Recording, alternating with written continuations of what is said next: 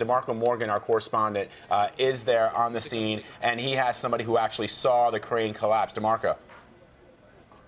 That's right, Vlad and Anne-Marie, good to see you guys again. Vivian Collins, you actually live on this street, and you said you actually saw the crane come crashing down. I saw it, yes. It didn't crash, it somersaulted. Somersaulted? Yes. Now, what was going through your mind? Did you ever have any fears that something like this would happen? Yes, we complained to the city many times. My daughter called up and complained on Sunday. And what were you complaining about? Safety, the inconvenience. This is the inconvenience to our street, which is closed off, the safety of these cranes and how they're operated. We have many, many concerns. And if you could give us more details about the safety part, I mean, what were some of your fears? Everybody knows that there have been a number of crane collapses, and this is such a huge crane, and the space between it is so narrow. If it would have toppled sideways, it would have crushed our building.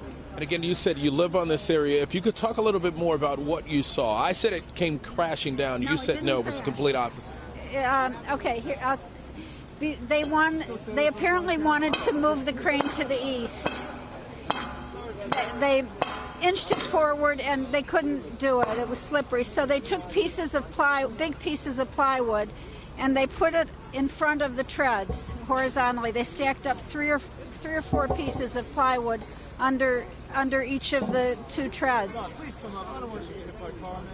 Then the driver walked up the steps that are on the treads and got into the cab, closed the door, and put it in forward. As it hit the plywood, it started to it somersaulted, and it went upside down. And now talk about pedestrians in the area. Of course, around this time, morning rush hour earlier, you have a lot of people on sidewalks. Was it a lot of people out there trying to get down the street, and was it chaotic at the time? They don't allow pedestrians on the block when they're operating the crane. Okay, so no pedestrians were out. Now, you do know that 3 people were injured, 1 person now dead. I guess your thoughts about that? It's terrible. No, that's okay. Let's wait until its truck passes right here. I'll help you back down, man. Sorry about that. Again, your thoughts about the fatality that we now know about. My deepest, it's just horrible. That shouldn't happen to anyone. My deepest sympathy to the families. It's heartbreaking. Okay, my final question: are they letting you go back in, or what's the? Well, I heard that a gas main was broken underneath. So I heard that the gas is shut off in the area, and there was gas leaking from the crane. So we were concerned about all the gas coming out of the gas tank, which apparently has gone into the sewers now. We're concerned about our water, we're concerned about everything.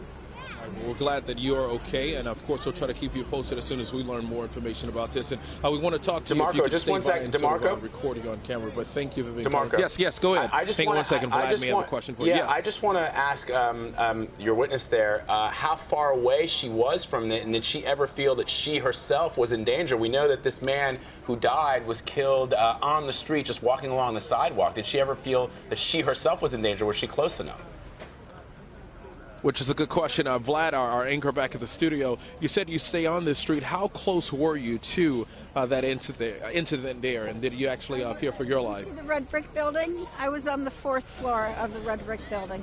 So very close. On the left, yeah. And I called 911 about a minute after, as soon as I came out of shock.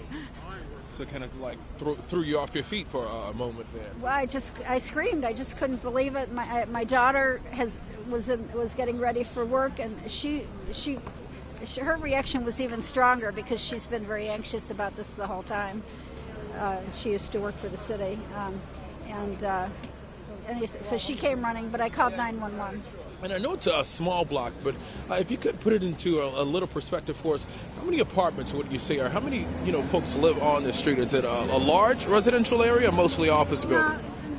No, this block here, opposite 60 Hudson, has 11, maybe between 18 and 40 apartments is my guess. Oh, but enough people live on this block. All I right. don't really know the size of the other ones. So what are you going to do now? Do you have somewhere to go? Are you heading to work? I'm going back to work. I'm an artist. Okay, so you're heading back to work. I have a studio there. I'm going to go Okay, back cool. to my Thank studio. you. Well, I want to make sure that our producer gets your information so we can get in contact with you. Vlad and Marie, you guys have any more questions for Miss Vivian before we let her go? Well, I was a little curious as to why she was watching things unfold. I know she had mentioned that she had complained and she was concerned, but she just happened to be looking out the window, or did she hear something that caught her attention?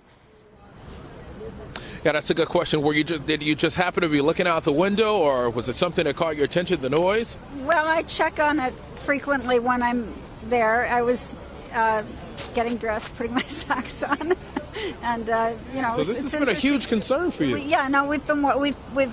My whole family's been watching it. Everybody in our building has been concerned.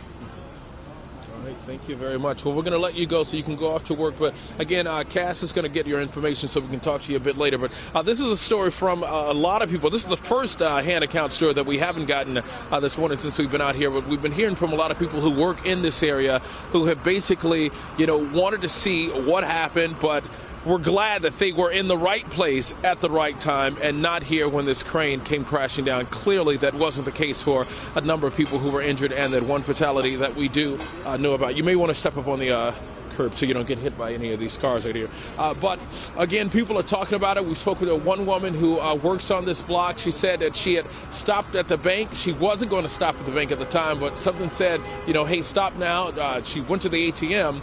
And she said that had she not stopped at that bank, she believes that she would have been in the path because she takes a cut through here. Even though Miss Vivian said that they don't let people walk through, she apparently gets a chance to walk through here just to cut across the block to get to work. So she says that she believes she would have been on that sidewalk at the time when this happened. So this situation could have been a lot worse. It is bad because we do have one fatality, which is never good, and 3 people injured. But it could have been a lot of people being that this area is pretty packed and crowded during morning rush hour. Demarco, that's great reporting. Thank you very much for finding that witness. It's a remarkable story.